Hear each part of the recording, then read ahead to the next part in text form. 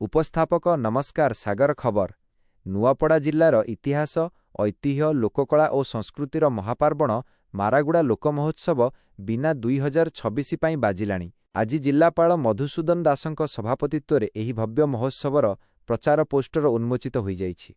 एही कार्यक्रमरे जिल्ला आरक्षी अधीक्षक अमृतपाल सिंह समेत जिल्लार बहु मान्यगण्य व्यक्तिविशेष और प्रशासनिक अधिकारी उपस्थित थिले। तारीख आसंता 01 अप्रैल 2026। स्थान नुआपड़ा नेशनल महाविद्यालय पड़िया।